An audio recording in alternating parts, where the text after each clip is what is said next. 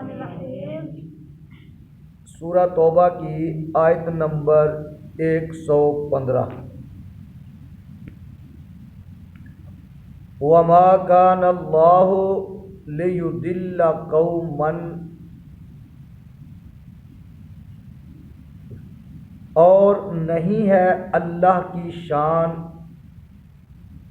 لِيُضِلَّ کہ وہ گمراہ فرما دے، قوماً کسی قوم کو، بعد اذ ہداہم بعد اس کے کہ جب اس نے ان کو ہدایت دے دی۔ اللہ کی شان نہیں کہ کسی قوم کو ہدایت کر کے گمراہ فرمائے۔ حتیٰ یہاں تک کہ یبینہ ظاہر ہو جائے لہم ان کے لیے ما وہ چیز یتقون جس سے انہیں بچنا ہے۔ ان اللہ بکل شیء علیم، بے شک اللہ تعالی سب کچھ جانتا ہے۔ اب یہاں دو باتیں ہیں، توجہ سے سن لیجئے گا کہ اللہ تعالی ہدایت دینے کے بعد ان پر گمراہی کا حکم کرے اور انہیں گمراہوں میں داخل فرما دے، یہ اللہ کی شان نہیں ہے۔ دوسری یہ بات کہ جو چیز ممنوع ہے اس سے اجتناب واجب ہے، اس سے پرہیز کرنا ضروری ہے، اس سے بچنا ضروری ہے۔ جو چیز منع کر دی گئی ہے، جس سے ممانعت آ چکی ہے، اللہ تبارک و تعالی جب تک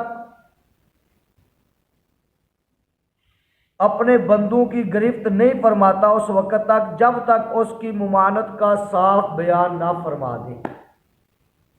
بات سمجھا رہی ہے کہ ایک چیز سے واضح طور پہ منع کر دیا گیا ہے، حتیٰ یہاں تک کہ یبینہ واضح ہو جائے لہم ان کے لیے ما وہ چیز یتقون جس سے انہیں بچنا ہے۔ جب چیز واضح ہو جائے پھر اس چیز کو وہ کریں جس سے منع کیا گیا تھا، تو اب وہ گمراہ کے زمرے میں آتے ہیں، وہ گناہ گار ہوں گے۔ بات سمجھا گیا؟ تو اس سے یہ پتہ چلا کہ اللہ تعالیٰ جب تک کسی چیز کو واضح نہ فرما دے اس کی ممانعت کو، ٹھیک ہے، تو اس چیز کے کرنے میں کوئی حرج نہیں۔ یہ بات بڑے دھیان سے سننے والی ہے۔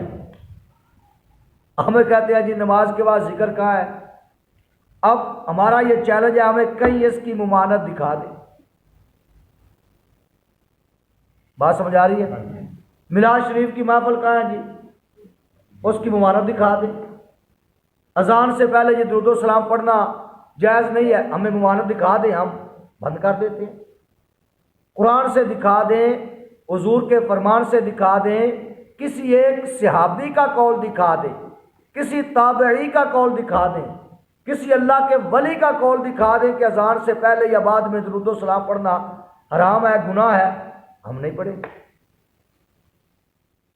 دیکھو نا اللہ فرماتا ہے حتیٰ یبین لہم ما یتقون، جب تک اللہ تعالیٰ وہ چیز واضح نہ کر دے ان کے جس سے انہیں بچنا ہے۔ جب واضح کر دی بھائی اس سے بچو، اب اس کو کرنا گناہ ہے، اب وہ کرنا حرام ہے۔ تو جو چیز اللہ نے واضح نہیں فرمائی، جس سے منع نہیں کیا، تو اس پر وہ گرفت بھی نہیں کرتا۔ بات سمجھ آ گئی ہے؟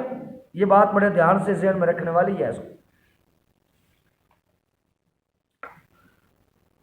اللہ اکبر کبیرہ۔ اس کا شان نزول یہ ہے کہ جب مومنین کو مشرکین کے لیے استغفار کرنے سے منع فرما دیا گیا۔ کل میں نے آپ کو بتایا کہ وہ اپنے آباء و اجداد کے لیے استغفار کیا کرتے تھے۔ بات سمجھا رہی نا؟ تو جب یہ آیا مبارکہ نازل ہوئی کہ نبی اور ایمان والوں کی یہ شان ان کو لائق نہیں ہے کہ وہ مشرکین کے لیے کیا کریں؟ استغفار کریں، بخشش چاہیں، تو انہیں اندیشہ ہوا کہ ہم پہلے جو استغفار کر چکے ہیں اس پر کہیں ہماری گرفت نہ ہو جائے، ہم پکڑے نہ جائیں۔ بات سمجھا رہی ہے؟ اس آیا مبارکہ سے انہیں تسکین دی گئی اور بتایا گیا کہ ممانعت کا بیان ہونے کے بعد اس پر عمل کرنے سے مواخذہ ہوتا ہے، گرفت ہوتی ہے، پکڑ ہوتی ہے، سزا ہوتی ہے۔ ایک چیز کی ابھی ممانعت ہی نہیں آئی تو اس کے کرنے میں کوئی حرج نہیں ہے۔ اب بات سمجھ آ گئی آپ کو؟ چلو، ان اللہ لہ ملک السماوات والارض، بے شک اللہ ہی کے لیے ہے بادشاہت آسمانوں کی اور یحیی، وہ زندہ فرماتا ہے، و یمیت، اور وہ مارتا ہے، وما لکم، اور نہیں ہے تمہارا، من دون اللہ، اللہ کے سوا، من ولی، کوئی والی ولا نصیر، اور نہ کوئی مددگار۔ اگلی آیت بھی پڑھ لیں کہ بس کریں؟ چلو، لقد تاب اللہ علی النبی والمہاجرین والانصار، بے شک اللہ کی رحمتیں متوجہ ہوئیں۔ لقد تاب اللہ، توبہ کا معنی یہ ہوتا ہے، توبہ یتوب، توبن کا مطلب یہ ہوتا ہے توبتن، بندہ توبہ کرے تو معنی یہ ہوتا ہے کہ بندے کا گناہوں سے نیکیوں کی طرف رجوع کرنا۔ بات سمجھ آ رہی ہے؟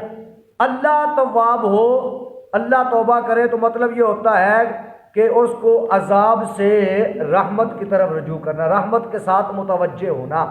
بندوں پر یہ ہے اللہ کا بندوں پر تواب ہونا، توبہ کرنا۔ تو یہاں بھی لقد، البتہ تحقیق، تاب اللہ، اللہ نے توبہ کی۔ کیا مطلب استغفر اللہ؟ اس کا مطلب یہ اللہ کی رحمتیں متوجہ ہوئیں، اللہ کی متوجہ ہوئیں، علی النبی، غیب کی خبریں بتانے والے نبی پر، والمہاجرین والانصار، کون مہاجر و انصار؟ الذین، وہ لوگ، اتبعوہ، جنہوں نے ساتھ دیا نبی کا، ساتھ دیا، فی ساعۃ العسرۃ، مشکل کی گھڑی میں۔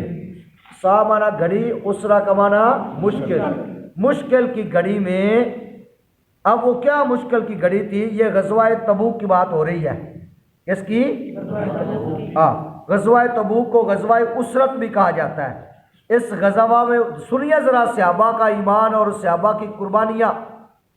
آج منہ پھاڑ کے یہ صحابہ میں بک بک کرتے ہیں، کتوں کی طرح بھونکتے ہیں۔ اس غزوہ میں اسرت کا یہ حال تھا کہ 10 آدمیوں کے لیے ایک ایک سواری تھی، باری باری اسی ایک اونٹ پہ 10 آدمی سوار ہوتے تھے۔ اللہ اکبر کبیرہ۔ اور کھانے کی قلت کا یہ حال تھا کہ ایک ایک کھجور پر کئی آدمی بسر کرتے تھے۔ اسی طرح کہ ہر ایک نے تھوڑی تھوڑی چوس کر دوسرے کو دے دی، اس نے تیسرے کو دے دی۔ ایک گھونٹ پانی پی لیا، اس کے بعد پانی کی بھی نہایت قلت تھی، شدید گرمی کا موسم تھا، اور عرب کی گرمی تو پھر بڑی مشہور ہے، پیاس کا غلبہ، پانی کا نہ ہونا۔ اس حال میں صحابہ اپنے صدق، یقین اور ایمان و اخلاص کے ساتھ حضور کی جان نثاری میں ثابت قدم رہے۔ حضرت ابوبکر صدیق رضی اللہ تعالی عنہ نے عرض کیا، یا رسول اللہ صلی اللہ علیہ وسلم، اللہ تعالیٰ سے دعا فرمائیے۔ فرمایا کیا تمہیں یہ خواہش ہے میں دعا کروں بارش ہو جائے؟ عرض کیا جی یا رسول۔ نبی پاک صلی اللہ تعالیٰ علیہ وسلم نے دست مبارک اٹھا کر دعا فرمائی۔ اللہ، ابھی دست مبارک حضور کے ید اللہ والے ہاتھ اٹھے ہی تھے کہ اللہ تعالیٰ نے ابر بھیج دیا، بادل آ گئے، بارش ہوئی، لشکر سیراب ہوا، لشکر والوں نے اپنے برتن بھر لیے۔ اس کے بعد جب آگے چلے تو زمین خشک تھی، ابر نے لشکر کے باہر بارش ہی نہیں برسائی۔ خاص اسی لشکر کے لیے اللہ تعالیٰ نے وہ بادل بھیجے، مخصوص اسی مقام پہ بارش ہوئی۔ سیدنا صدیق اکبر رضی اللہ تعالیٰ عنہ کی خواہش پر، حضور کے دعا فرمانے پر یہ حال تھا گرمی کا، اور یہ حال تھا خوراک کی قلت کا، سواریوں کی قلت تھا، لیکن اس کے باوجود صحابہ نے نبی کا دامن نہیں چھوڑا۔ اس لیے رب العالمین ذل نے ان کی شان کو بیان فرمایا اور فرمایا بے شک اللہ کی رحمتیں متوجہ ہوئیں غیب کی خبریں بتانے والے نبی پر، مہاجرین پر اور انصار پر۔ مہاجر اور انصار کون ہیں؟ الذین وہ لوگ اتبعوہ ہو جنہوں نے ساتھ دیا نبی کا فی ساعۃ العسرہ کس میں؟ مشکل کی گھڑی میں، من بعد اس کے کہ ما کادا قریب تھا یزیغ قلوب فریق منہم ان میں کچھ لوگوں کے دل پھر جائیں، یزیغ پھر جائیں، قلوب دل، فریق ایک گروہ کے منہم ان قریب تھا کہ ان لوگ اتنی جو گرمی تھی، شدت کی پیاس لگی ہوئی تھی، کھانے کو کچھ نہیں تھا، پینے کو کچھ نہیں تھا، تو اللہ فرماتا ہے قریب تھا کہ ان میں سے کچھ لوگوں کے دل پھر جائیں، ثم پھر تاب علیہم اللہ نے اپنی رحمت ان کی طرف متوجہ فرمائی، اللہ ان پر رحمت سے متوجہ ہوا، انہ بہم رؤوف الرحیم بے شک وہ ان پر نہایت مہربان رحم فرمانے والا ہے۔ یہ بات سمجھ آ گئی ہے؟ قریب تھا کہ کچھ لوگوں کے دل پھر جائیں، لیکن اللہ تعالیٰ نے ان کو سنبھالا، رحمت کے ساتھ ان کی طرف متوجہ ہوا۔